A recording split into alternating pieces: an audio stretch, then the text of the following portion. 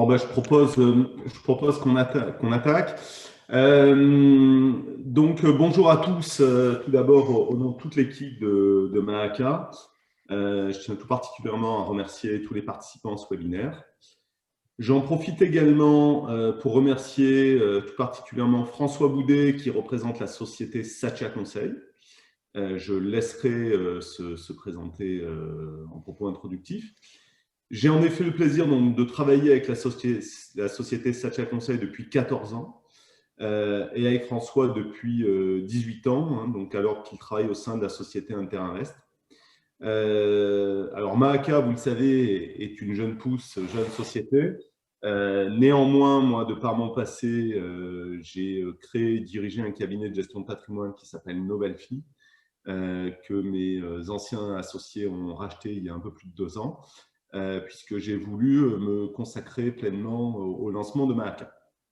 Donc, pour ma part, je ne peux que me féliciter d'avoir fait confiance à Satya Conseil durant les 18 années écoulées,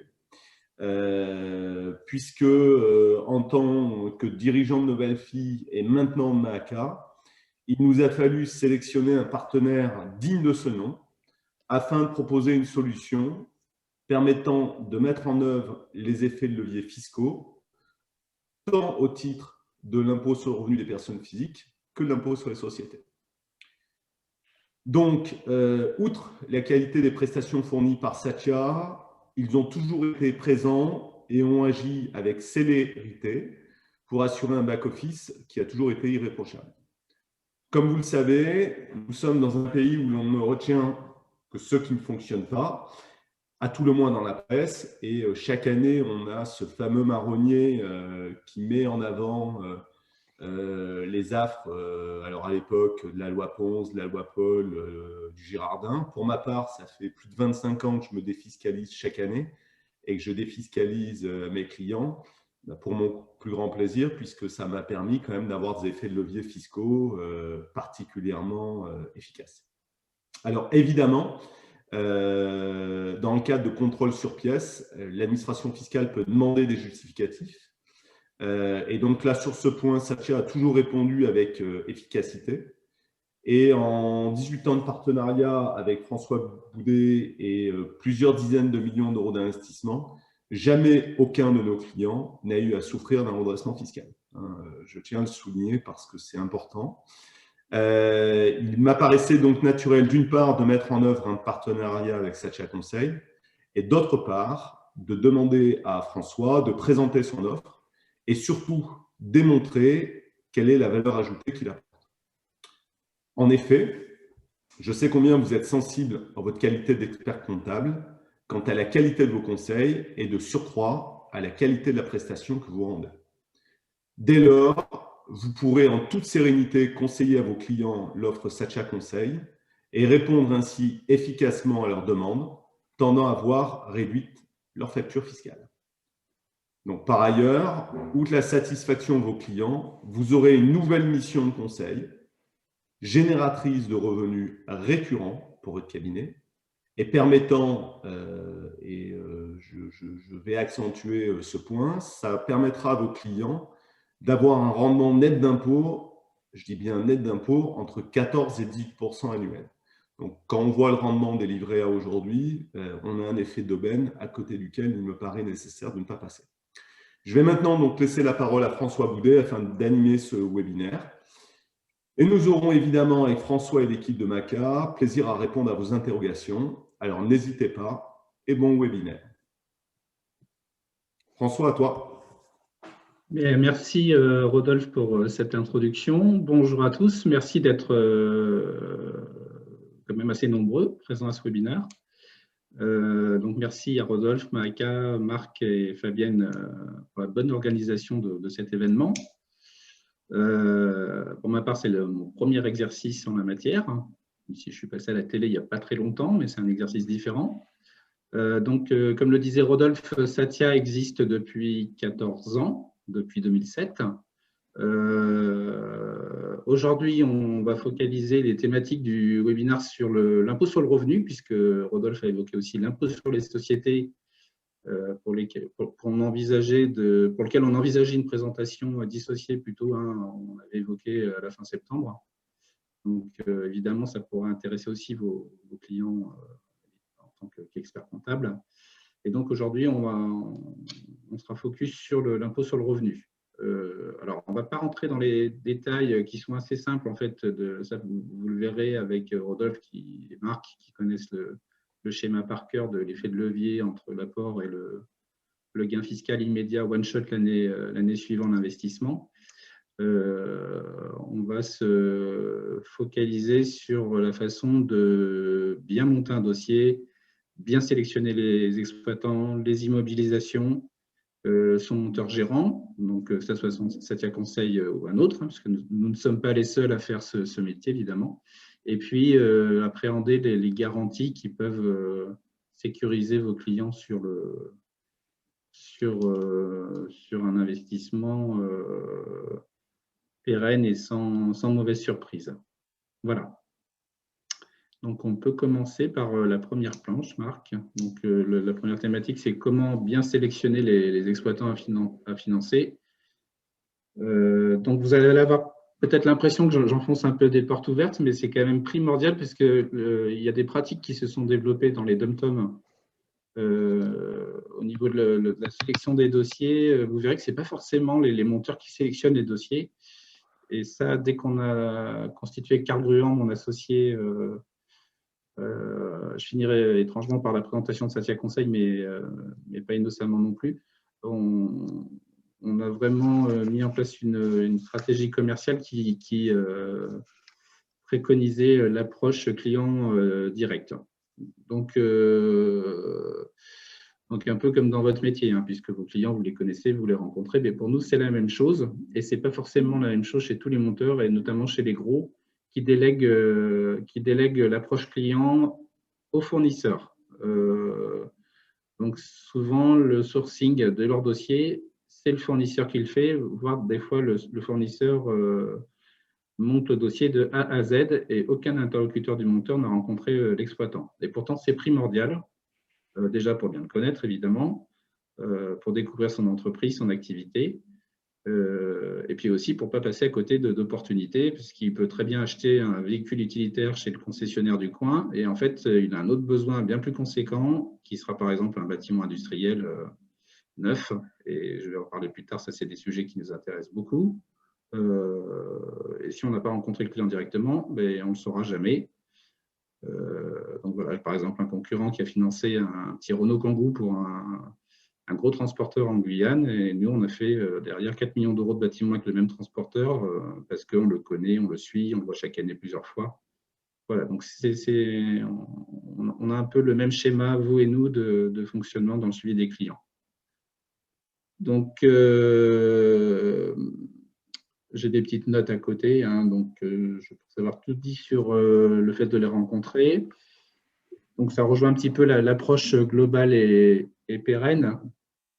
Déjà parce que les gens là-bas, c'est des petits marchés, tout le monde se connaît, donc ils aiment bien, surtout les entreprises de bonne qualité, garder la confidentialité de leurs affaires, de même qu'ils le font avec leurs banquiers.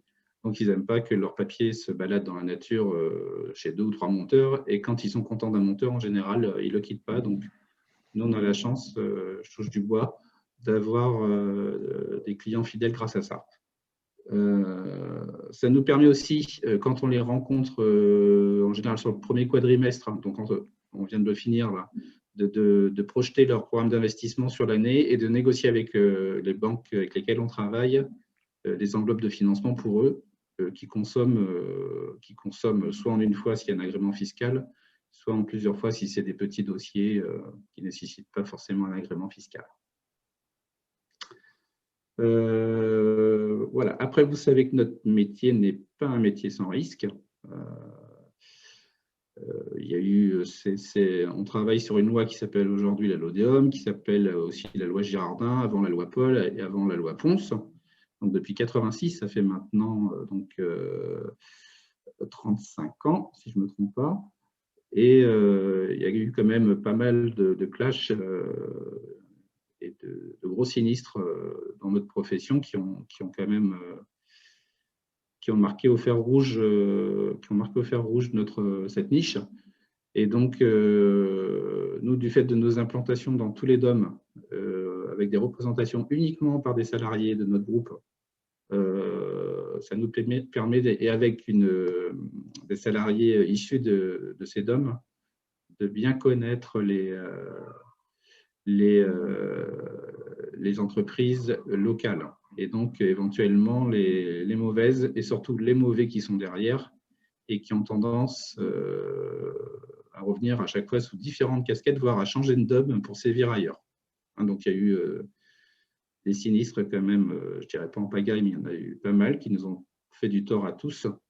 J'ai le souvenir du plus gros, dont vous avez peut-être certains entendu parler, qui était Lynx Industries, qui a monté qui n'a pas monté finalement, mais qui a vendu des centrales photovoltaïques qui n'ont jamais vu le jour. Et là, tout le monde a été redressé. C'est des millions d'euros de redressements fiscaux. Nous, on avait des investisseurs qui nous ont quittés pour souscrire avec eux, qu'on avait alertés, parce qu'on savait que ces centrales ne sortiraient jamais en étant sur place, surtout un dossier qui nous avait choqués. On pourra en parler dans les questions si vous voulez.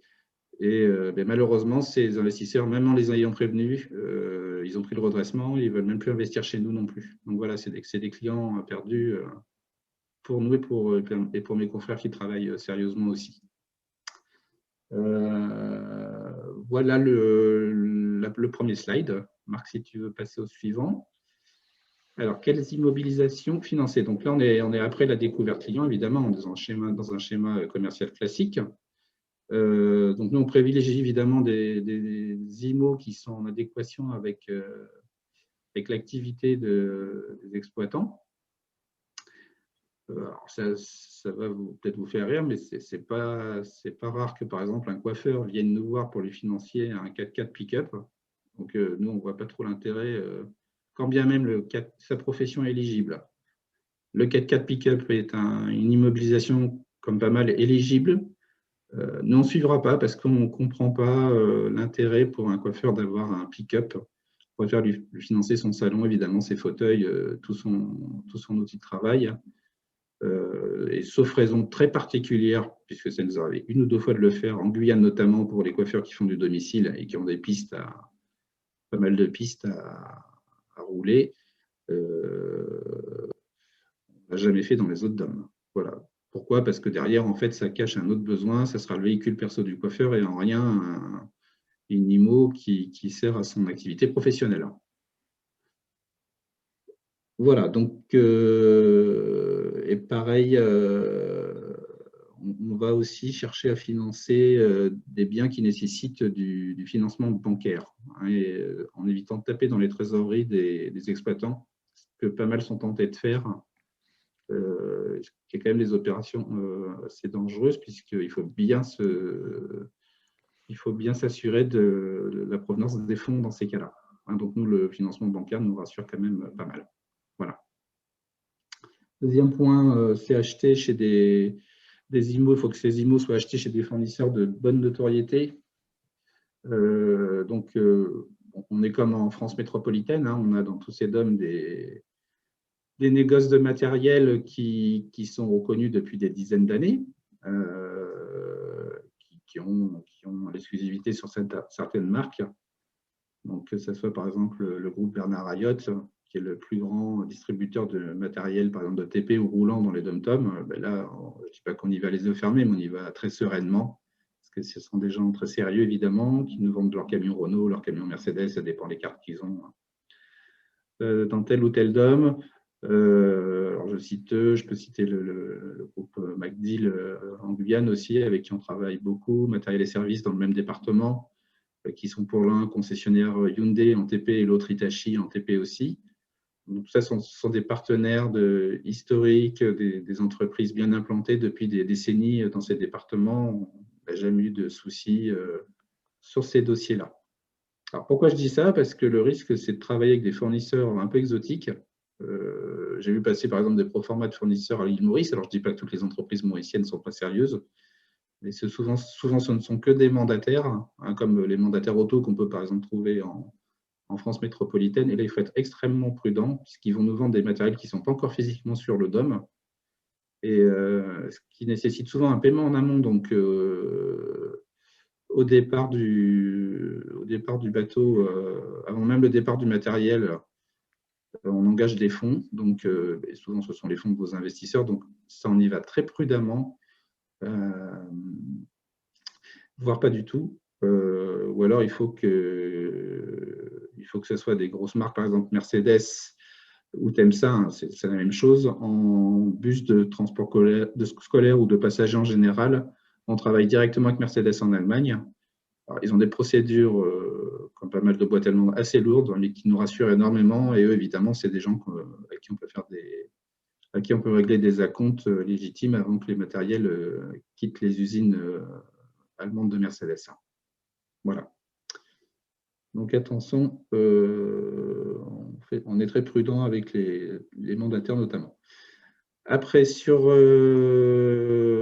les typologies d'immobilisation, nous, on est assez fans de l'immobilier industriel.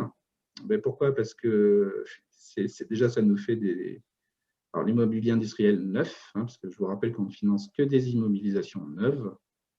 Donc, qu'ils soient achetés en état futur d'achèvement ou alors achevé, mais neuf, mais plus souvent en VFA, et des matériels fongibles. Alors, pourquoi? Parce que l'immobilier industriel, évidemment, on est titré, on a notre titre notarié, donc le véhicule fiscal est titré. Ça fait un sous-jacent qui se déprécie très peu, surtout en Guyane, hein, où le marché est toujours au niveau des prix, ça croît toujours. Et puis aussi aux Antilles ou à La Réunion, où là, le foncier est très rare. Et quand on tient de l'immobilier industriel et dedans, je mets l'immobilier touristique, c'est quand même des sous-jacents qui nous rassurent beaucoup parce que quand bien même l'exploitant péricliterait, bien, c'est des immobilisations faciles à relever. Les matériels fongibles aussi, c'est-à-dire ceux qui se replacent facilement. Donc ça, je parle des IMO corporels, enfin des IMO pelles, camions, bus, hein, j'en parlais un instant. Ça, c'est des matériels alors bizarrement plus difficiles à appréhender que les immeubles. Ben déjà parce que l'immeuble, il n'a pas bougé, alors que ces matériels-là ont vocation à bouger, il faut d'abord les retrouver. Donc heureusement, aujourd'hui, on a des outils de géolocalisation qui nous permettent de les retrouver vite. Après, ça demande des démarches. Déjà, il faut être titré, il faut mandater un huissier, il faut qu'il appréhende, il peut y avoir des oppositions à l'appréhension. C'est des procédures assez longues et après, il faut les relouer si la période de 5 ans de défisque n'est pas achevée.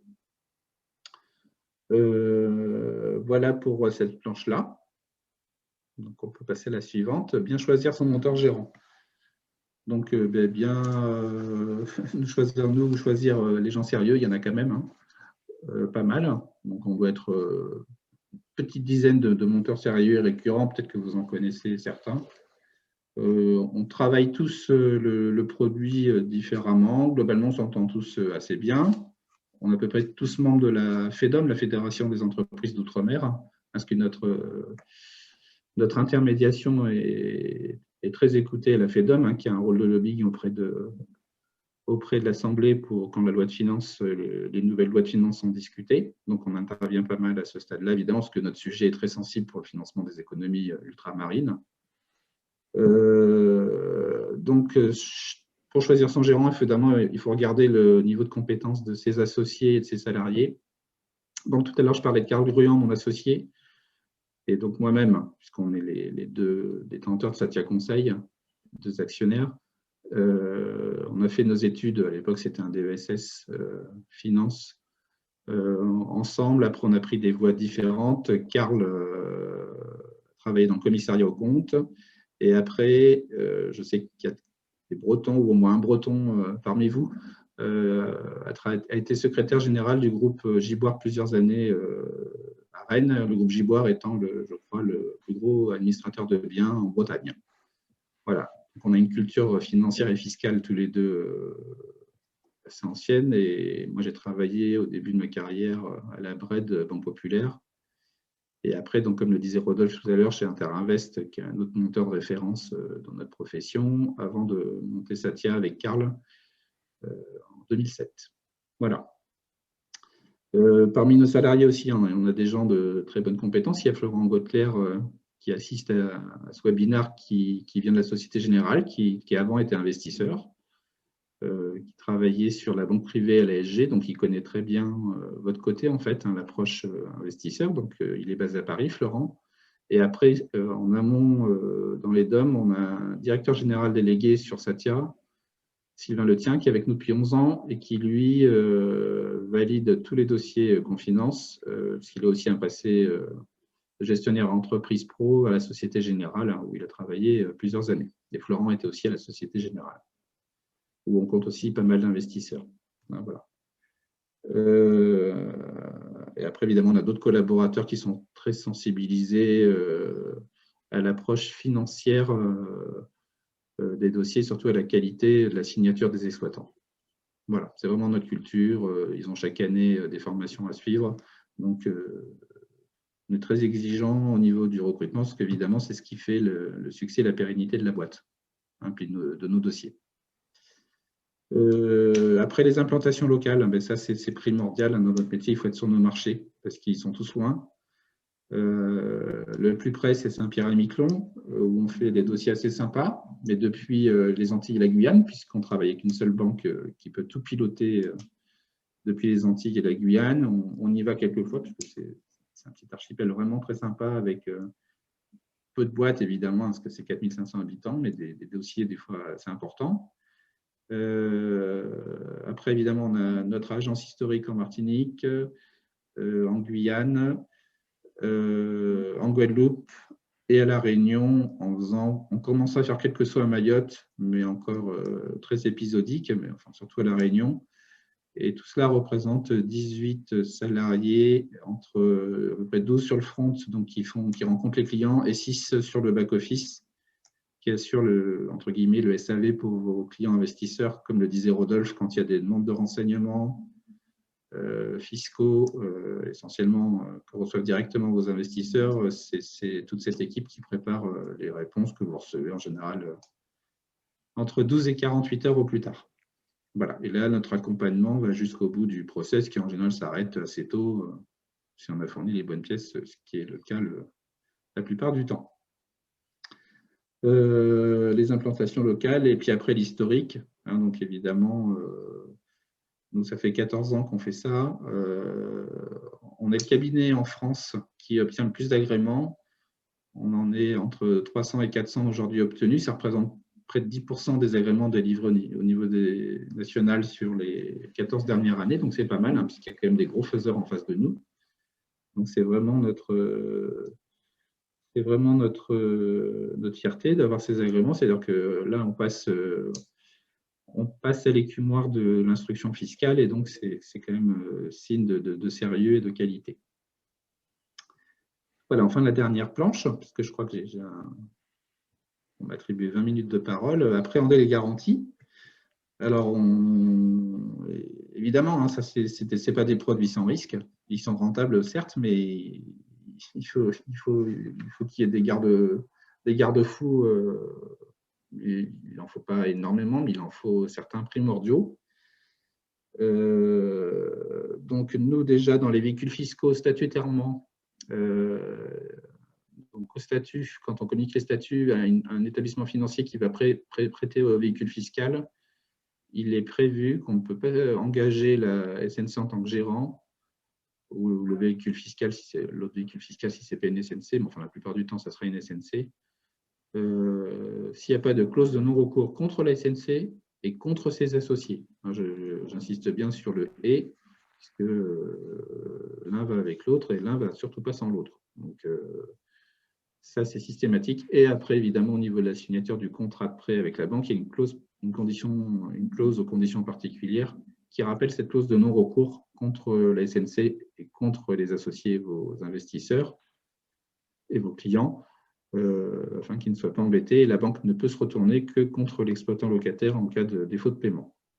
Bon, ça, on le fait, on ne laisse pas tomber la banque, hein, et c'est ça aussi qui nous assure une longévité de travail avec plusieurs partenaires bancaires, c'est qu'on les accompagne sur le contentieux pour faire des diligences, récupérer le matériel, relouer, couvrir les les arriérés d'impayés s'il y en a avec l'éventuel repreneur, etc. Après, évidemment, le risque principal, c'est le risque de requalification fiscale, qu'on maîtrise aussi assez bien, évidemment, en faisant souvent d'agréments. Mais là, tout a été épluché au départ. Et puis, quand on fait des dossiers de plein droit, c'est-à-dire ceux qui ne sont pas soumis à l'agrément, eh bien, on s'impose le même cahier des charges qu'en agrément. Cahier des charges complètement exhaustif dans l'article 199 UNDCS B du Code général des impôts et dans le BOFIP de Bercy, où on trouve toutes les pièces à réunir avant de monter un dossier. Il y en a beaucoup, ça paraît impressionnant, mais elles sont assez faciles à recueillir, et encore plus quand on travaille depuis longtemps avec les mêmes exploitants, c'est que des mises à jour d'une année sur l'autre. Hein, voilà. Les statistiques concernant les contrôles. Alors, je parle de contrôle, ce n'est pas vraiment des contrôles, c'est des demandes de renseignements que peuvent recevoir vos clients. Là, depuis le prélèvement, la mise en place du prélèvement à la source des impôts, ils le font très en amont. C'est pas mal, je trouve. Ils le font avant même de sortir l'avis d'impôt, surtout pour les nouveaux investisseurs. Donc là, je crois qu'on approche des derniers jours de la déclaration de revenus pour les derniers départements. Je crois que c'est le 9 juin. Entre le 9 juin et la fin juillet, quand ils vont rembourser les crédits d'impôt et déduire des impôts qui restent dus, enfin qui vont imputer la réduction d'impôt, ils demandent aux clients de justifier l'investissement. Et là, on joint déjà toutes les pièces, attestation d'investissement, liste des investissements, coordonnées de l'exploitant. Vous avez toutes les infos en amont, en fait.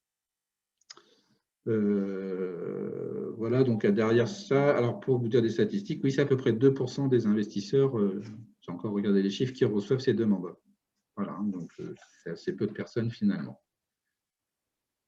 Après, les principaux points de vigilance, alors ils concernent surtout le monteur, hein, donc ça remonte au slide d'avant. Il faut s'assurer que le monteur avec lequel vous travaillez soit bien inscrit sur un registre préfectoral. Donc, c'est notre cas, nous. En l'occurrence, on est inscrit sur 2 registres même, en Martinique, où on a le siège de Satia Conseil, et puis on a une entité qui s'appelle Satia Conseil Guyane, donc on est aussi enregistré auprès du préfet de la préfecture de la Guyane à Cayenne. Être monteur inscrit sur un registre, ça implique des obligations d'avoir un CAC, CAC sur ces entités-là, sur d'autres aussi, et de respecter une charte de déontologie. J'en parle parce que c'est important. C'est-à-dire que quand vos clients souscrivent, dans cette charte, nous, on s'engage à vous fournir de façon exhaustive toutes les infos concernant les exploitants et l'investissement. Or, on constate aujourd'hui que pas mal de monteurs font souscrire, entre guillemets, à vide ou à blanc. Là que vous réservez, vous faites le chèque et vous saurez que l'année d'après dans quoi votre client il a investi. Et ça, pour nous, ce n'est pas en phase avec la charte. On a fait un rescrit à Bercy qui ne nous a jamais répondu là-dessus, parce qu'ils ne sont pas à l'aise. Évidemment, ceux qui le font, c'est les gros faiseurs. Qui participent au débat, aux commissions parlementaires pour l'élaboration des lois de finances. Donc, bon, ils ne sont pas très à l'aise pour en parler, Bercy, mais bon, nous, on le sait, ils savent qu'on le sait, d'autres le savent. Voilà, bon, nous, ce n'est pas très difficile à faire. On vous envoie un dossier à placer que quand tout le monde et toutes les IMO sont identifiés. Et vous avez les pièces qui respectent le fameux cahier des charges dont je parlais tout à l'heure, qui sont jointes aussi à ce dossier de souscription. Cette charte aussi nous interdit de faire des avances ou de verser des commissions aux fournisseurs, là, ceux qui peuvent être les apporteurs d'affaires. Hein, donc, c'est pour ça que certains cabinets, leur force commerciale, c'est les fournisseurs, parce qu'ils leur financent leur stock et puis ils leur donnent de l'intéressement sur les produits financés. Donc ça, nous, c'est net. Mais avec notre approche exploitant, on est assez à l'aise, puisque l'exploitant dit « je travaille avec Satia Conseil » ou avec un autre cabinet qui a la même philosophie de travail que nous. Et là, le fournisseur ne peut pas s'opposer à faire la transaction avec son client et avec nous, puisque sinon, ça serait un refus de vente pas motivé et c'est interdit, évidemment. Voilà, puis évidemment aussi s'assurer qu'on a la bonne assurance RCP spécifique monteur jardin industriel outre-mer. Bon, nous, en l'occurrence, je pense que vous êtes à peu près tous assurés chez MMA. Noël, c'est MMA qui nous assure aussi sur ce point-là. Et depuis 14 ans, ce qui veut dire qu'on n'a pas eu de sinistre et qu'on n'a pas eu à les activer. Ils n'ont rien fait décaisser à MMA en 14 ans. C'est pour ça qu'on a aussi des bonnes relations avec eux depuis ces 14 années écoulées, et bien écoulées, puisque puisque chaque année, on renouvelle avec eux. Voilà, je pense que j'ai fait le tour des slides. Peut-être que j'ai débordé un petit peu en termes de temps. Non. J'espère que j'étais assez clair. J'ai voulu couvrir voilà, les principaux points d'argumentation pour orienter les clients vers ce produit, et puis peut-être évidemment vers Mahaka et Satya. Très clair et parfaitement dans les temps, François. Exercice maîtrisé, merci, merci beaucoup. Du coup, on va se poser la question de l'investissement pour vos clients via ce dispositif de loi Girardin industriel. Comment y accéder? Et c'est là où Mahaka intervient. Donc, je vous propose de prendre 5 minutes justement sur ces capacités d'accès à ces produits. Et après, on reviendra dans une séance questions-réponses sur vos questions spécifiques au dispositif de Girardin industriel et François pourra vous répondre sur vos questions.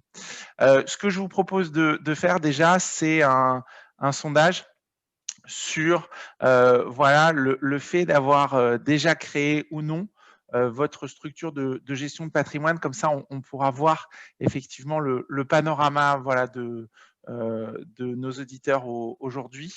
Donc, je vous lance le sondage. Voilà, vous allez pouvoir répondre sur cette création ou non de votre structure de gestion de patrimoine. Est-ce que vous l'avez déjà créée? Est-ce que c'est en projet ou est-ce que vous ne l'avez pas encore créé? Voilà, je vous laisse encore quelques secondes voilà, pour voter et je vous partage les résultats de ce sondage qui sera intéressant sur le profil de nos participants aujourd'hui. Alors, voilà, je mets fin au sondage et je vous partage les résultats. Donc, vous le voyez, on a eu 7 votants. Donc, 2 structures ont déjà créé leur cabinet de gestion de patrimoine. Un groupe est en projet pour cette création et on a 4 structures qui ne l'ont pas encore fait. Donc, du coup, c'est particulièrement intéressant de savoir comment on peut le faire. Voilà, du coup, je sors voilà, de la séquence sondage pour vous présenter voilà, la création du pôle patrimonial. Donc, Mahaka, c'est la possibilité pour vous de devenir autonome dans la gestion du patrimoine de vos clients. Vous allez être accompagné dans la création et le développement de votre pôle patrimonial, ce qui va vous apporter un relais de croissance et de rentabilité pour votre groupe. Donc, vous créez de la valeur sous 3 axes via les honoraires de conseil, études patrimoniales, bilan retraite, bilan prévoyance, études et optimisation de rémunération. Vous allez générer de la commission sur les produits vendus et c'est bien pour ça qu'il y a cette nécessité de créer une structure juridique bien spécifique à la gestion de patrimoine. C'est pour vous permettre de générer et obtenir ces commissions de souscription et commissions annuelles sur encours. J'insiste sur le côté récurrent de ces commissions, puisque vous allez être commissionné chaque année sur votre stock, ce qui va vous octroyer un chiffre d'affaires garanti sans allocation de ressources supplémentaires. Donc, vous, chef d'entreprise, dirigeant de groupe, c'est particulièrement intéressant de savoir voilà, que vous avez un chiffre d'affaires qui va tomber chaque année sans avoir à produire de manière supplémentaire. Évidemment, les nouveaux dossiers viendront s'accumuler dans votre stock, mais vous pouvez, voilà, vous savez que vous avez un chiffre d'affaires garanti chaque année. Valorisation de la filiale gestion de patrimoine du groupe qui porte les encours de vos clients. Alors, j'insiste particulièrement sur ce sujet parce qu'il est considérablement sous-estimé par la majorité de vos confrères et de vos consoeurs.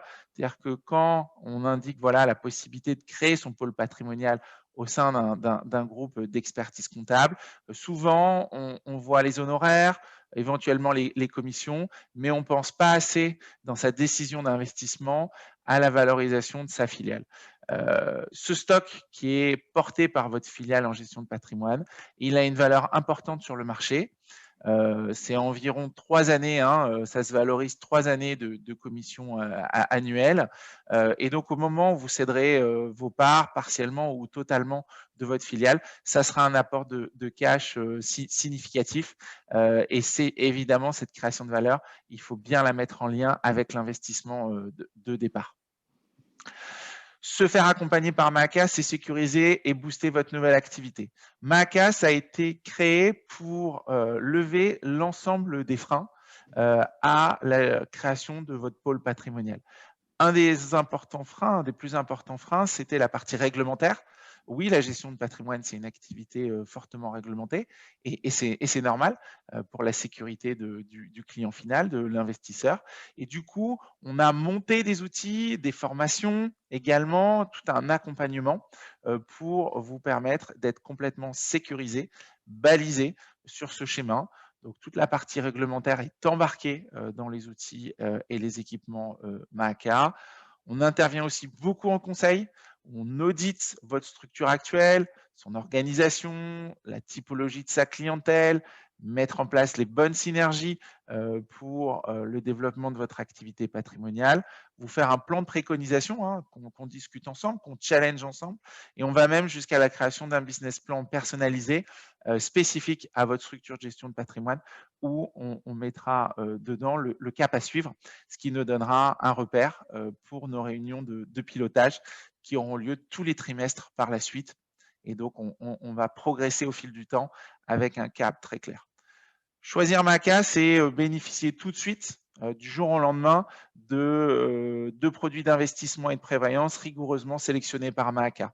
On a choisi des partenaires, Satya Conseil en est un exemple sur la partie CIF, hein, conseil en investissement financier. On a choisi des partenaires rigoureusement sélectionnés sur des critères de solvabilité, des critères de qualité et de pérennité de l'offre et sur des critères de proximité et de disponibilité pour nos clients, donc nos affiliés Maaka. Mise à disposition d'une plateforme qui sécurise le parcours client et pilote l'intégralité de votre activité. J'aurai l'occasion de vous présenter la plateforme pour ceux qui le souhaitent dans le cadre d'un rendez-vous dédié. Donc, n'hésitez pas à me solliciter à cette fin. Et vous le verrez, on a une plateforme qui gère l'intégralité du parcours client, ce qui est considérablement efficace et sécurisant pour mener votre nouvelle activité patrimoniale.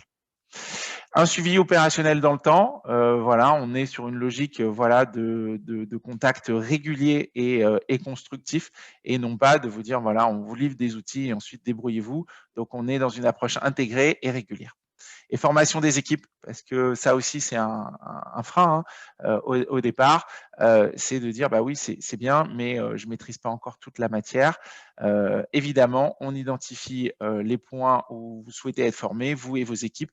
On a une académie de formation, Académie Maaka, qui dispense les formations requises pour que vous soyez totalement légitime et à l'aise dans les présentations vis-à-vis de vos clients. J'ajoute que vous avez toujours la main sur ce que vous souhaitez proposer en termes de conseils, en termes de réalisation des préconisations via les souscriptions de produits. C'est vous qui pilotez totalement votre activité, donc vous ne pouvez jamais être mis en situation délicate puisque c'est vous qui avez la maîtrise à 100% de votre relation avec vos clients. C'est bien là l'avantage d'une approche internalisée par rapport à l'interprofessionnalité où vous confiez vos dossiers à un tiers et là, voilà, en fonction du dossier, de la personne à qui vous avez, qui va traiter réellement le dossier, et vous pouvez avoir votre lot un peu de surprises et parfois même de mécontentement client. Là, vous avez la maîtrise à 100%, ce qui vous valorise vis-à-vis de votre client final et aussi contribue vis-à-vis de l'ensemble des activités du groupe à créer de la proximité et de l'intimité avec le client puisque vous allez travailler avec lui sur d'autres sujets que ceux que vous couvrez habituellement, par exemple en expertise comptable. Vous restez propriétaire de votre clientèle, c'est évidemment le gros point fort d'un modèle internalisé qu'on vous propose, c'est que vous avez, c'est votre client. Maaka n'intervient qu'en B2B, jamais en B2C. Le business to consumer, c'est vous. Vous avez la relation avec le client final et vous êtes propriétaire de votre clientèle. Voilà, on a considérablement travaillé sur l'offre produit pour réaliser les préconisations patrimoniales, puisqu'on est très orienté conseil aux personnes physiques, l'individu en tant que tel, le chef d'entreprise en l'état individuel, et puis le chef d'entreprise dans sa dimension personne morale, entreprise. Donc, on adresse systématiquement les deux, l'individu et l'entreprise. Donc ça, c'est un gros point fort des cabinets de gestion de patrimoine issus de groupes d'expertise comptable, c'est cette capacité à adresser aussi l'entreprise, et on en fait un gros point fort dans notre offre. Donc notre offre qui s'est considérablement élargie, que ça soit en assurance, que ça soit sur la partie conseil en investissement financier. Je vous laisse découvrir l'ensemble des possibilités et préconisations patrimoniales que vous pouvez du jour au lendemain, en choisissant Mahaka, proposer à votre clientèle. Également un gros volet immobilier sur lequel on a beaucoup travaillé ces dernières semaines avec un portail immobilier extrêmement complet, innovant et très apprécié d'ores et déjà par nos premiers affiliés et leurs clients. Donc, vous avez le nom des différentes entreprises qu'on a choisies. Et cette offre est évidemment évolutive. On est en discussion avancée avec d'autres partenaires fournisseurs en ce moment. Donc, la plateforme, elle permet de faire l'ensemble du parcours client jusqu'à la fin, jusqu'à la réalisation des préconisations patrimoniales. Et donc, vous avez accès au portail de souscription des produits chez chacun de nos partenaires fournisseurs, sachant que nos partenaires s'engagent avec des experts référents que l'on vous présente et qui vous animent régulièrement à vous aider dans les stratégies de produits, les différentes allocations et également dans le parcours de souscription, donc notamment sur les premiers dossiers. Après, vous serez à l'aise, mais sur les premiers dossiers de souscription, voilà, prenons l'exemple de Satya Conseil là, que vous avez sous les yeux. Bien évidemment, vous êtes totalement accompagné et notamment au démarrage. Ce que l'on vous propose, c'est un temps d'échange privilégié avec chacun de vous pour mettre en œuvre un diagnostic sur vos atouts, vos facteurs clés de succès pour se lancer dans cette activité. Voilà, se rassurer aussi peut-être, voilà, pour oser le faire. De grands réseaux d'expertise comptable sont en train de se structurer pour le faire. Je sais qu'il y a plusieurs indépendants qui nous écoutent. C'est sans doute le bon moment pour le faire, pour diversifier votre activité. On sait que vos activités traditionnelles sont sous pression, notamment du fait de certaines avancées technologiques, d'intelligence artificielle, factures électroniques et autres. C'est sans doute le bon moment pour élargir son périmètre de conseil. L'État pousse beaucoup aussi sur certains dispositifs. Je pense par exemple en plan épargne retraite individuel pour des transferts Madelin, ce genre de choses. Il y a un bon market timing, c'est certain. Et vous avez aussi la possibilité, du coup, avec cette offre Mahaka, d'avancer de manière rapide et simple en ayant un accompagnement sur mesure, puisque nous sommes spécialisés pour accompagner les professions réglementées. Donc, on connaît très, très bien votre ADN, notamment sur la partie conseil. Voilà pour la présentation de Mahaka. Ce que je vous propose, c'est d'aborder la partie questions-réponses. Et peut-être pour lancer le débat, je vais lancer un nouveau sondage.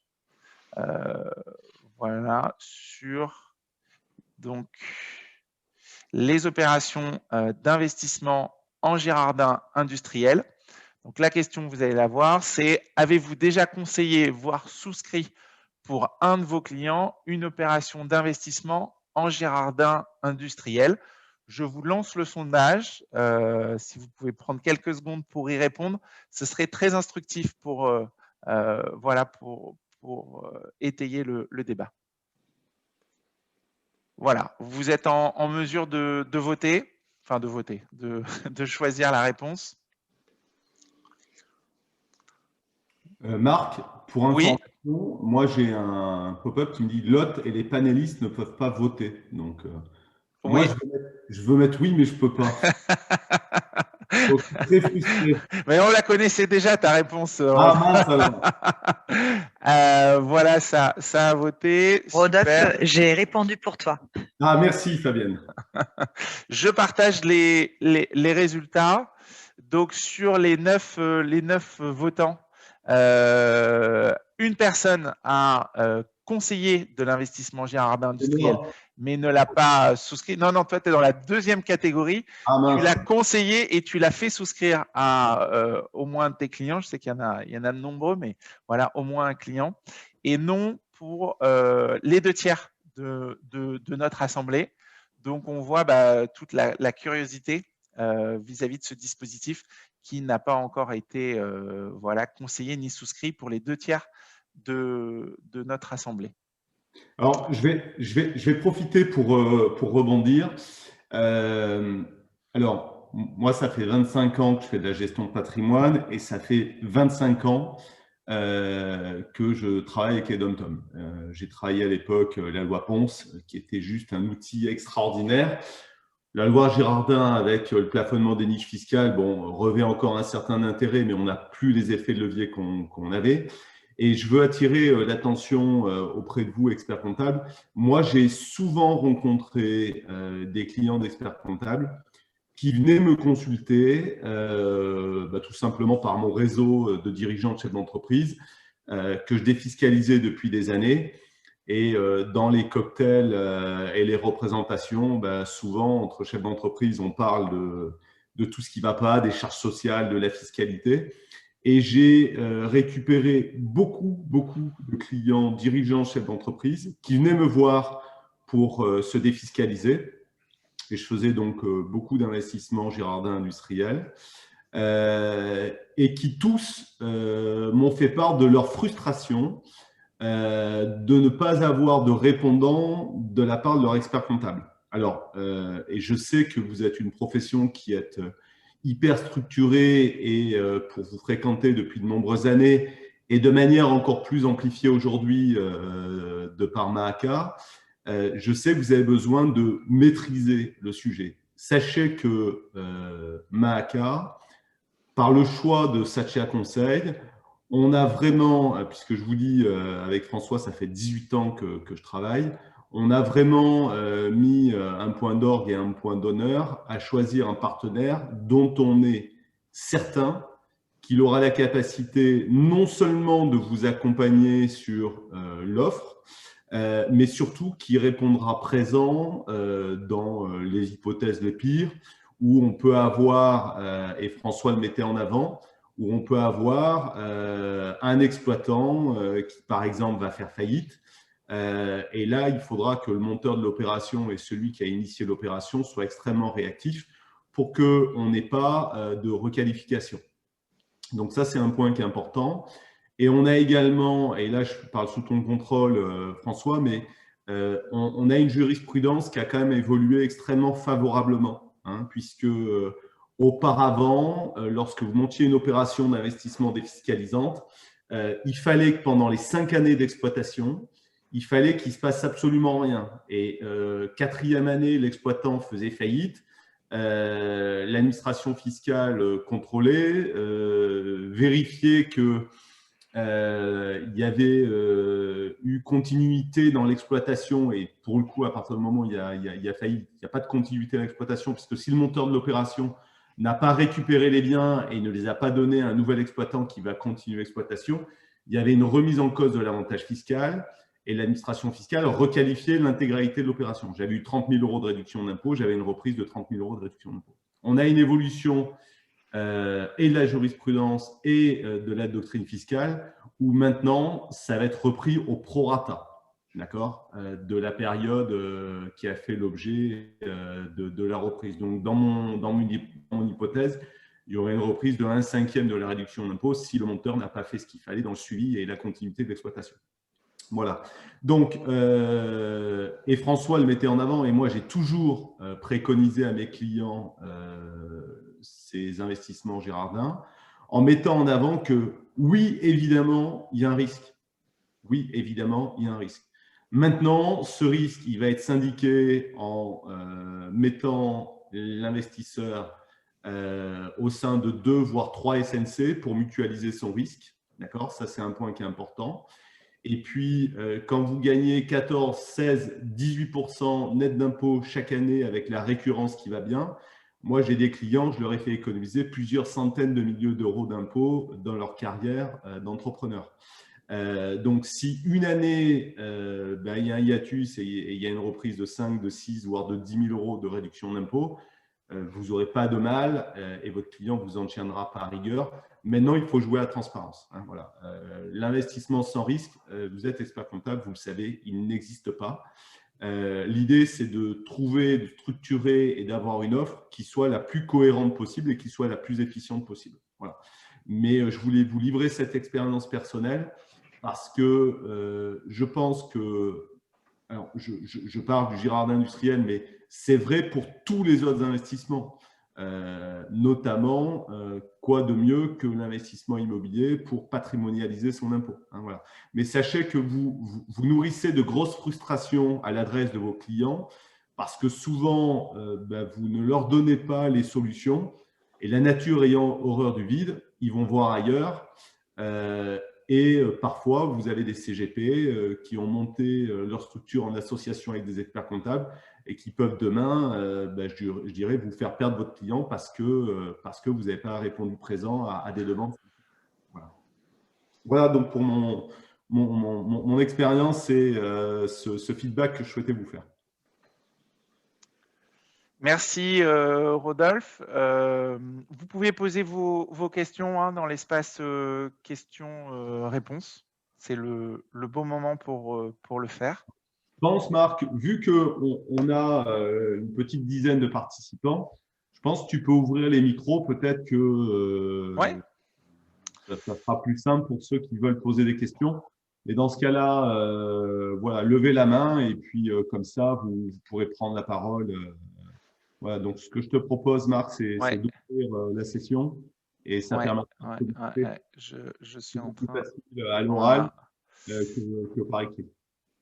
Complètement. Voilà, j'ai ouvert. Je vous ai envoyé des demandes d'activation de vos micros que vous pouvez activer si vous le souhaitez afin de prendre la parole.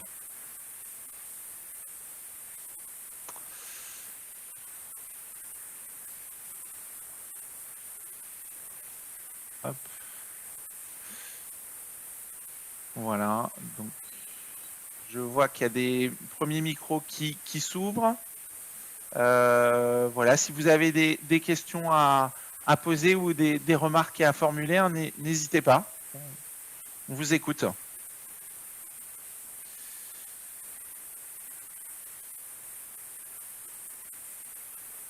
Tout était trop clair, Marc. Voilà. Pas de questions, c'était parfait. Certainement. Moi, je peux apporter peut-être 2 précisions à ce que vient de dire Rodolphe, qui est très intéressant. En termes de mutualisation du risque, parce qu'il a eu raison de rappeler qu'il y avait un risque, comme il l'a dit, intrinsèque à tout type d'investissement, de toute façon, qu'on soit en Girardin ou sur d'autres sujets. Dans nos véhicules fiscaux, on mutualise déjà plusieurs investissements. On syndique plusieurs opérations, que ce soit en plein droit ou en agrément. Il y a un seul sujet sur lequel on ne peut pas le faire, c'est sur les investissements immobiliers, où là, l'investissement immobilier doit être seul dans le véhicule fiscal, puisqu'au terme de la défisque, on cède les parts sociales du véhicule à l'exploitant qu'on a financé. Donc, évidemment, il ne va pas se retrouver avec si en même temps que son immeuble, on a financé, et on pourrait le faire dans l'absolu, une flotte de bus de transport de passagers sur un marché de transport scolaire, par exemple du Conseil général, on ne va pas le mettre avec le transporteur de bus, que si ce dernier est en impayé en fin de défisque, je ne peux pas céder les parts de la SNC au porteur d'immobilier si lui, il est à jour, alors qu'il va se récupérer aussi le passif de l'autre locataire de notre même véhicule. Voilà, tout ça pour dire que, comme disait Rodolphe, et c'est une bonne idée, on peut dispatcher un investisseur sur plusieurs opérations. Et à l'intérieur même de chacune de ces opérations, il y aura aussi plusieurs opérations d'investissement. Donc, la mutualisation, elle est démultipliée avec cette souscription multiple. Et autre point qui va peut-être intéresser notre public aujourd'hui, c'est une question qui est récurrente de la part des experts comptables, c'est le RSI, hein, parce que les investisseurs ont la qualité de commerçants quand ils investissent, même s'ils n'ont pas un rôle de commerçant actif. Il n'y a pas de RSI à payer sur nos véhicules fiscaux. Pourquoi? Parce que ce sont des SNC. Là, il y a une exception pour les SNC domiciliés dans les DOM. Leurs associés ne sont pas soumis aux cotisations RSI dès lors que ces SNC, il faut réunir 3 conditions. Ont leur siège social dans un DOM, donc ça c'est OK. Font moins de 300 € de résultats par an, ça c'est OK aussi, puisque les loyers payés par les locataires couvrent les charges, au Marloro. Et ce sont les 2 seules conditions, il n'y en a que 2. Voilà. Donc, il n'y a pas de RSI à payer chaque année, comme vous pouvez l'entendre parfois. Alors oui, il y en a pour mes confrères monteurs, il y en a quelques-uns qui domicilient leur SNC, par exemple, à Paris. Et là, évidemment, eux, ils ne remplissent pas le critère numéro 1 de la domiciliation d'homme. Et là, c'est RSI pas énorme, enfin, ça vient quand même obérer la renta. Hein, je pense que tu es OK, sur ce point. J'ai jamais eu d'investisseurs qui ont vu passer des appels de cotisation du RSI sur ceux que tu as fait déjà souscrire. Il y a une question d'Anne-Marie Guillot qui demande quel est le minimum d'investissement pour Girardin. Alors, il n'y a pas de minimum théorique. Maintenant, en pratique, moi, au sein de Novalfi, j'avais prévu pour mes collaborateurs et les clients un minimum de 10 000 €. Parce que vous verrez, il y a quand même pas mal de… D'abord, ça requiert de faire des calculs qui engagent votre responsabilité. Les calculs ne sont pas très compliqués, mais voilà, donc ça c'est le premier aspect. Et il faut qu'il y ait un réel intérêt pour le client. Quelqu'un qui fait un investissement de 10 000 €, s'il le fait en début d'année, il va avoir 18% de retour sur investissement, donc il va gagner à peu près 1 800 €. A contrario, si vous faites un investissement de 1 000 €, il va gagner 180 €. Donc moi, je préconise de faire un investissement à minima de 10 000 €. Et après, les plafonds, c'est le plafonnement des niches fiscales qui vont déterminer le montant maximum que vous pouvez faire. Il y a Clémence qui souhaite prendre la parole et ensuite on laissera la parole à Jean-Paul également qui a demandé la parole. Clémence, on vous écoute. Merci, merci de me donner la parole. Moi, j'avais une petite question plutôt de type commercial, à savoir, est-ce que vous conseilleriez plutôt de proposer l'investissement Girardin industriel en masse ou ciblé pour les personnes qui ont un réel intérêt pour les dom-toms? Parce que en y réfléchissant, je pense que ce qui me dérange un peu, c'est en le proposant en masse et donc plutôt en début d'année, histoire de profiter des enveloppes avec les avantages fiscaux les plus intéressants. Ça peut être un truc qui se renouvelle chaque année et la relation client, elle peut vite avoir tendance à tourner autour justement de l'optimisation fiscale. Et je trouve ça un petit peu malsain dans la relation patrimoniale de faire tourner la relation autour de la défiscalisation. Et donc, c'était savoir, est-ce que dans votre expérience, vous le proposez en masse ou vous le ciblez pour les clients que ça peut réellement intéresser et qui veulent savoir dans quoi ils investissent et qui ne veulent pas juste une réduction d'impôt?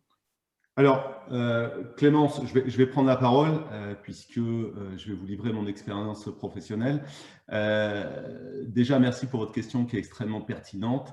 Le produit doit et restera toujours l'accessoire de la mission principale qui est le conseil patrimonial. Ça, c'est vraiment ce que je pratique depuis 25 ans et c'est ce que j'enseigne aussi bien à Clermont qu'à Lyon. Le produit doit rester l'accessoire de votre mission principale qui est le conseil patrimonial. Donc ça, c'est le prérequis de base. Donc ça veut dire quoi? Ça veut dire que je me sers du Girardin industriel quand déjà, en premier plan, je n'ai pas pu structurer et organiser le patrimoine et les revenus de mon dirigeant pour réduire sa base fiscale. Voilà. Donc ça, c'est le prérequis. Et à partir du moment où j'ai structuré, organisé, alors par biais d'une approche patrimoniale globale, puisque c'est l'approche patrimoniale globale qui va conditionner le champ de vos préconisations, je disais aux clients, ben voilà, vous payez 30, 40, 50 000, voire plusieurs centaines de milliers d'euros d'impôts par an. On va avoir une stratégie d'assiette que vous connaissez parfaitement avec les stratégies d'encapsulement et autres, et différer des rémunérations qui vont permettre justement par des effets de levier fiscaux d'aller réduire les bases taxables. Donc ça, c'est la première stratégie. Et une fois que j'avais déterminé ce qu'on appelle le revenu minimum économique de confort, c'est-à-dire votre client, il vous dit, bah, moi, pour vivre, j'ai besoin de 15 000 euros par mois. Donc, à partir de là, il faut lui servir 15 000 euros par mois, ce qui fait 180 000 euros par an. Et vous dites, bah, voilà, monsieur le client, avec 180 000 euros de revenus par an, vous allez avoir 50 000 euros d'impôts. Bah, sur ces 50 000 euros d'impôts, quelles sont les stratégies que je vais pouvoir mettre en œuvre en fonction de son âge, en fonction de sa capacité d'endettement? Évidemment, j'avais recours aux investissements immobiliers, puisque l'investissement immobilier, avec l'effet de levier du crédit, avec le rendement dégagé par l'investissement et les avantages fiscaux y afférents, ça permet, de se constituer un patrimoine immobilier générateur de revenus complémentaires à terme, ça permet de se constituer un capital retraite, et puis ça permet également un merveilleux outil de prévoyance familiale. Et donc, une fois que j'avais bouclé la boucle, eh ben, lorsque il me restait 10, 15, 20, 30 000 euros, je disais au client, bah voilà, si vous voulez, on peut annuler en totalité votre fiscalité par du Girardin industriel. Et dans 9 cas sur 10, mes clients disaient, monsieur Guillemin, on vous fait confiance, go. Et donc, systématiquement, je faisais le point dernier trimestre de l'année 2000, de l'année considérée. J'avais défini avec le client ses besoins en termes de revenu minimum économique de confort pour l'année N+1. Et donc, je bâtissais une stratégie d'optimisation de sa fiscalité, de perception de son revenu pour N+1, pour que je mette en place, dès le premier trimestre de l'année N+1, les options fiscales les plus efficientes et les plus pertinentes. Voilà. D'accord. Donc, j'espère avoir répondu à votre question, Clémence. Non, oui, c'est ça, ouais, c'est exactement ce que je voulais savoir. C'est intéressant parce que j'ai l'impression que ça peut être une option de facilité et changer la relation d'un point de vue où finalement dans l'approche globale, la fiscalité et baisser l'impôt sur le revenu, ça va venir en premier au lieu de venir compléter le conseil quand on a des options de facilité comme ça dans lesquelles on peut piocher. Donc, non, c'est très bien répondu. Merci beaucoup. Et tout le danger, et je vais rejoindre un peu par analogie ce que disait François, moi, dès le départ, quand un client vient me voir et qu'il m'est présenté par mon réseau pour réduire sa fiscalité, la première chose que je lui dis, je dis, écoutez, monsieur, la fiscalité, c'est la cerise sur le gâteau. Donc, vous ayez une aversion à la fiscalité, je peux l'entendre, voire même le comprendre. Mais on va d'abord voir comment vous êtes structuré, organisé patrimonialement, avant de lui répondre à la problématique fiscale. Hein, voilà. Et en ayant cette approche patrimoniale globale, bah, d'abord, vous allez servir la cause de votre client, vous allez démontrer, je dirais, votre expérience et vos capacités professionnelles et techniques, et vous allez surtout gagner et satisfaire un client auquel vous allez apporter de la valeur ajoutée. Mais surtout, ne pas répondre à sa demande qui est réduire sa fiscalité. Voilà. D'accord, merci beaucoup. Voilà. Jean-Paul. Oui, Jean-Paul également avait levé la main. Bonjour. Donc, première question, effectivement, sur le minimum, ça a déjà été répondu. Effectivement, ouais. Le seuil d'entrée à 10 000, qui me paraît effectivement assez faisable. J'en reviens sur la politique de risque. Donc, sur 10 000 euros, comment répartir le risque sur plusieurs investissements, sur plusieurs SNC? Et est-ce que les SNC ont plusieurs destinations d'investissement dans le temps? Comment ça se passe dans la pratique? C'est une SNC par investissement? Alors, c'est déjà les SNC, là je vais peut-être répondre. Oui. C'est des SNC déjà par millésime fiscal. C'est-à-dire que les SNC qu'on commercialise, dans lesquelles on rentre des actifs aujourd'hui et qu'après, une fois qu'elles sont bouclées, on propose la commercialisation, donc à la souscription des investisseurs, sont dédiés à un millésime. Donc, cette année, ce sont des SNC 2021. On ne fait pas d'extension des SNC, par exemple 2020, on ne va pas leur empiler de nouveaux actifs alors qu'on a arrêté le compteur pour elles. En fin d'année ou en cours d'année, on a fait déjà les cessions de parts une fois que toutes les parts sont souscrites. Et on tire le rideau pour cette SNC et on la gère 5 ans. voilà, on a la photo finish, que ce soit en termes d'actifs et d'investisseurs. Parmi les IM, alors pour nous, c'est des exercices 1er janvier, évidemment 31 décembre. On est calé sur l'année fiscale qui est soumise à l'impôt sur le revenu. On n'est pas sur des exercices à cheval, évidemment, comme pourraient l'être certains de vos clients pour leur IS. Donc voilà, on a des paquets de SNC par année fiscale. Quand on n'en a pas assez, là, par exemple, cette année, on fait une bonne année, on en crée des nouvelles. Et si on ne les utilise pas, on les utilisera l'année prochaine. Elles sont toujours là. Au départ, on est détenteur, nous, de toutes les parts sociales qu'après, on cède en fonction de la réduction souscrite par vos clients au rata des parts qu'ils ont souscrites. Après, oui, sur la mutualisation, un client, alors peut-être de 10 000, on s'indiquera sur 2 SNC maximum, pas plus, parce qu'il faut savoir, par exemple, pour revenir sur ce que disait Rodolphe, qui a pris l'exemple de l'investisseur qui a porté 1 000 € pour réduire en 1 180.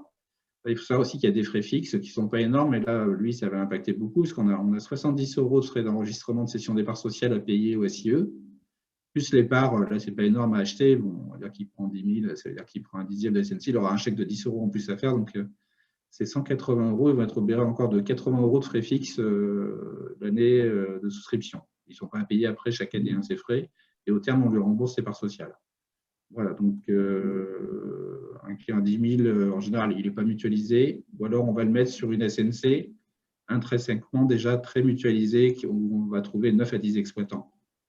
Ou alors on le mettra carrément sur un agrément fiscal si vous êtes encore plus serein.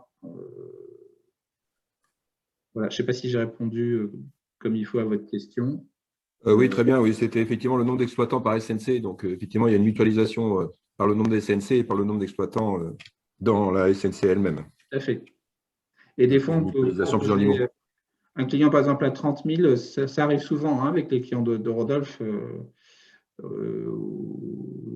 J'ai souvent son ancienne assistante, je vais dire, quand il était chez Novelfi, qui faisait les réservations en ligne sur le lien que vous a montré Marc tout à l'heure, parce que c'est essentiellement un site de réservation de souscription, et après on vous soumet les dossiers. Vous avez une cellule commentaire et vous pouvez me dire une SNC Guyane, une SNC Réunion. Alors on peut très bien avoir par exemple un bel exploitant avec un seul matériel dans la SNC Guyane, et puis là, dans la SNC Réunion, 9 exploitants avec des petits matériels. Vous voyez, ce qui fait que la réunion des deux, on va être encore plus mutualisé.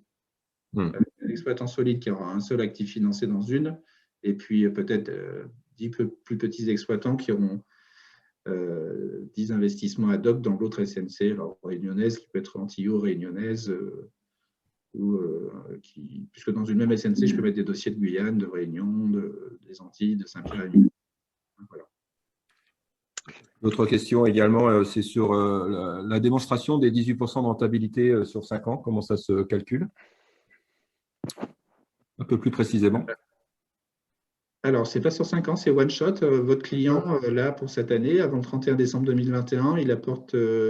en ce moment, on est sur des enveloppes à 16% de renta en plein droit et 14% en agrément. Je parlerai après de notre nouveau produit là, qui m'avait valu le passage sur Décideur TV, Mieux vivre votre argent, la gestion de fortune, il n'y a pas très longtemps, avec Frédéric Lorenzini.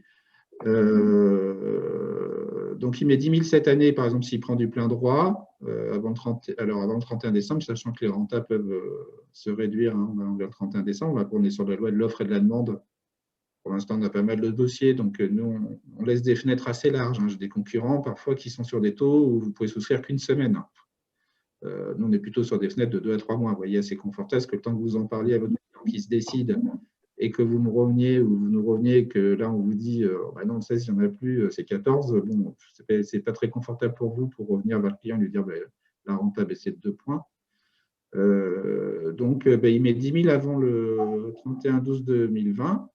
Et il a ses 16 000 de réduc sur son avis d'impôt sur le revenu qu'il recevra entre juillet et début août 2022. C'est one shot, ce n'est pas étalé sur le temps. Donc, c'est un placement non seulement rentable, mais avec un retour de renta très rapide. Le client qui investit le 31/12, 7 mois après, il a déjà son retour qu'il va retrouver sur les lignes de réduction sur son avis d'imposition. Voilà, donc l'investissement, c'est un investissement à fond perdu. Hein. Vous l'avez compris, l'argent qu'il nous donne, il est entièrement dépensé, on ne lui rendra jamais. Ça, c'est écrit clairement dans le dossier de souscription. Il faut bien lui dire, ce n'est pas de la CAPI. Hein. Puisqu'on dépense, on achète l'actif avec, et puis on paye nos frais de montage de gestion et vos honoraires avec.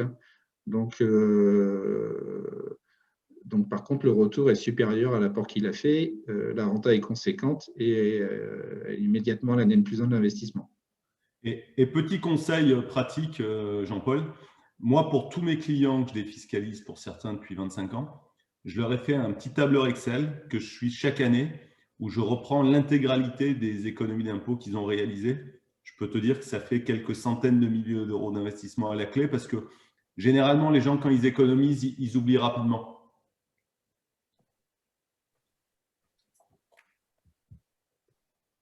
Oui, alors, puis si on est dans la logique que je trouve très bien là, de Rodolphe, il faut rester sur cette logique d'approche globale.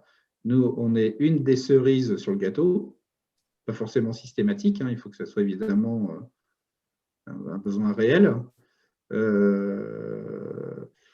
Tout ça pour vous dire que oui, si ce besoin il est récurrent et que votre client il est satisfait de nous, après, entre guillemets, sans que ça soit péjoratif, il est abonné un peu parce qu'il va souscrire chaque année. Rodolphe peut en témoigner, on retrouve chaque année après les mêmes souscripteurs. On a une fidélité exploitant certes, mais aussi investisseur, parce que, surtout parce qu'il n'y a pas eu de casse, que les liquidations des véhicules fiscaux, puisqu'ils sont liquidés à un moment donné à N+5, se sont faites dans les temps. Donc, il y a déjà des clients de Rodolphe qui ont vécu en 14 ans, qui vont arriver là à leur 3e cycle de vie de SNC, 3 fois 5 ans. Donc, c'est quand même un signe de gestion sérieuse et de tout ça pour dire que un client satisfait, vous l'abonnez quasiment à ce produit-là. Il sera. Je confirme. La démonstration, le travail le plus long, c'est la première année. Après, on peut vous aider, vous accompagner, mais une fois que c'est fait, c'est tellement facile à comprendre qu'il aura que son dossier de souscription à signer et ça vous prendra 10 minutes par an. Donc, voilà, pour cette partie-là, en tout cas. Très bien. Est-ce que nous avons d'autres questions avant de clôturer? Oui, moi j'en ai une autre, si je peux me permettre. Bien sûr, vas-y Clémence. Super, merci. En fait, j'en ai deux. La première, très factuelle, sur la taille des enveloppes. Vous parlez beaucoup de l'enveloppe à 18%, mais elle dure combien de temps réellement? Elle dure 1 ou 2 jours, non pas plus? Non, pas 2 jours. Non, c'est ce que je vous disais. Nous, on est assez large au niveau du calendrier. La 18%, je crois qu'on l'a bouclé mi-mars. Voilà, après, si vous avez, je ne sais pas, un pool familial que vous voulez aider, Rodolphe est bien placé pour le savoir. On peut, si c'est un client un peu tremplin vers d'autres, on est très souple avec nos partenaires commercialement. Si ça vous aide, on peut aller chercher. Parce que quand je dis c'est la loi de l'offre et de la demande, c'est les exploitants qui nous mettent la pression avec nos concurrents et qui vont avoir des meilleures rétrocessions d'avantages fiscaux. Les deux sont liés. Et plus la rétrocession est importante de l'avantage fiscal qu'a votre client, plus ça écrase à lui sa rentabilité. Donc, plus ça écrase la renta des enveloppes qu'on propose. Donc, on a moins cette pression des exploitants en début d'année. C'est pour ça qu'on sert les meilleurs rentas. En fin d'année, culturellement, dans les DOM, ils attendent beaucoup.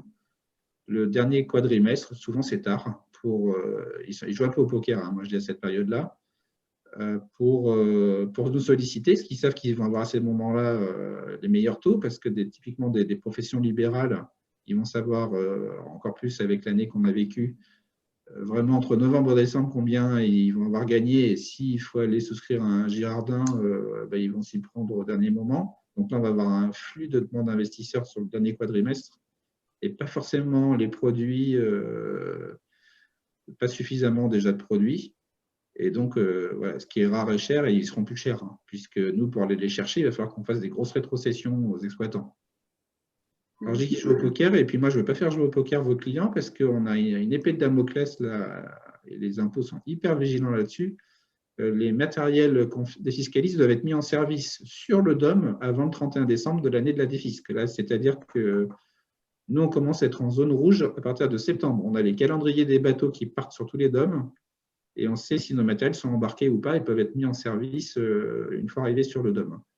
risque qu'on a beaucoup moins en immobilier encore pour dire que ce sujet nous plaît beaucoup, puisque pour l'immobilier, on doit avoir réceptionné les fondations de l'immeuble l'année de la défisque. Et les fondations, ce n'est pas grand-chose, c'est les fouilles. Hein, ce n'est même pas la dalle béton coulée. Et on a 2 ans pour l'HV. Donc, on est beaucoup plus à l'aise que sur le sujet fongible. Voilà, le fongible, on est très à l'aise jusqu'en septembre ou avec les fournisseurs locaux qui ont du stock.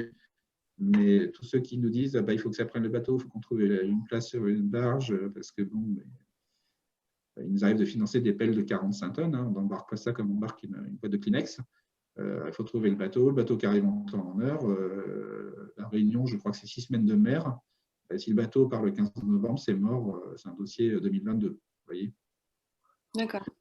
Donc, voilà, oui, l'enveloppe 18% est bouclée, mais on est souple. Là, j'ai un partenaire CIF assez ancien qui m'a dit, voilà, j'ai ces 2 familles-là, en général, où on sert les grands-parents, les parents, c'est souvent de la filiation entrepreneuriale et les enfants.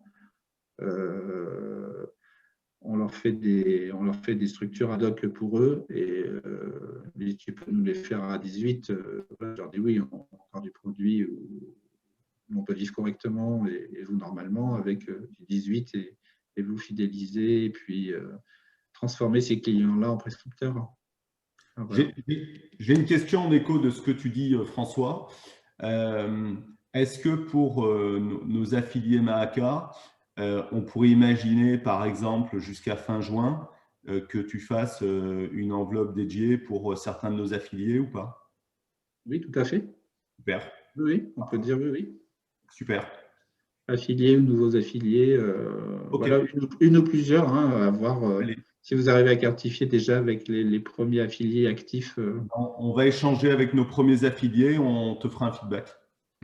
Oui, on peut tout à fait. Comme on l'a, encore une fois, on est souple. Donc là, je sais qu'on va avoir beaucoup d'agréments qui vont tomber d'un coup. Là, on attend des agréments.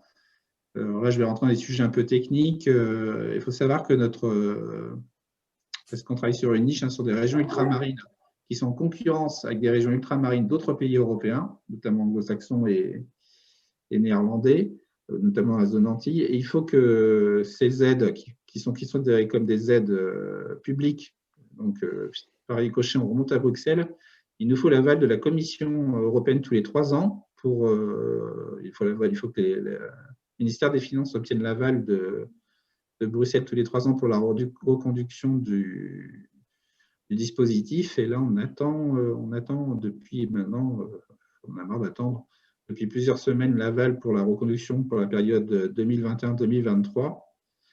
Et les agréments sont un peu bloqués à cause de ça. Donc, quand ils vont tomber, ils vont tous tomber d'un coup massivement. Il va falloir payer vite, donc collecter vite, donc à des bonnes conditions, quitte nous à écraser un peu notre marge, mais pas grave, parce qu'on veut que nos exploitants localement soient livrés vite, parce qu'ils sont impatients d'attendre leur matériel. Il y en a qui sont déjà sur place. Mais là, on est en train de dénouer tout ça avec Bercy et puis les DGFIP locales. Donc, ça devrait aller assez vite. Déjà que la Réunion, ça se décante. En général, ils sont les premiers à tirer. Donc, derrière, la Guyane va suivre et les Antilles, en général, en dernier. J'aurais une dernière question, si je peux intervenir. Bien sûr.